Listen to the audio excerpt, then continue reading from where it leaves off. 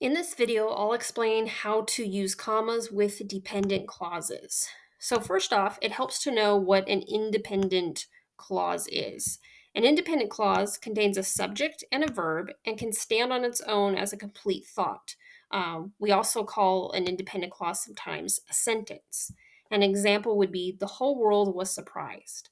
So, we have our subject world, our verb was surprised, and this thought does make sense. We may want more details, but it doesn't leave us in complete confusion. Now, we compare this to a dependent clause. Now, dependent clauses also have subjects and verbs, but they cannot stand on their own. And one other identifying feature is that they come after subordinating conjunctions. And subordinating conjunctions are words like as, although, because, during, since, that, and when.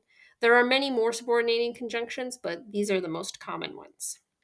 So, an example of a dependent clause would be when America gained its independence. So, right here, you see that we have a subordinating conjunction right at the beginning of the dependent clause. They will always come at the beginning of the dependent clause. That's what signals a dependent clause. And we do have a subject, America, and a verb, gained. Now, here's the important piece of information. Dependent clauses must be attached to independent clauses. This is what makes the dependent clause dependent. It is essentially dependent on this independent clause, just like children are called dependents on tax forms for their parents. So we would have the example sentence: the whole world was surprised when America gained its independence. All right, so what does this mean for commas?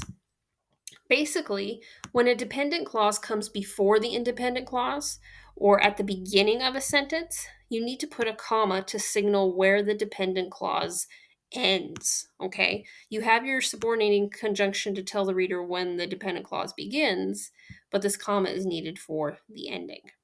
Now, when the dependent clause comes after the independent clause or at the end of a sentence, we don't need any comma because we have this subordinating conjunction here that tells the reader, hey, here's the start of this dependent clause.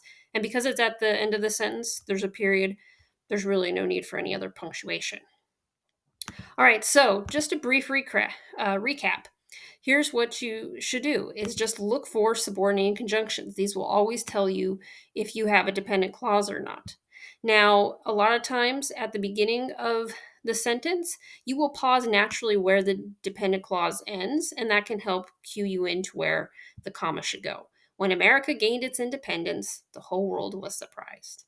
So you see, I paused there naturally when I was reading the sentence.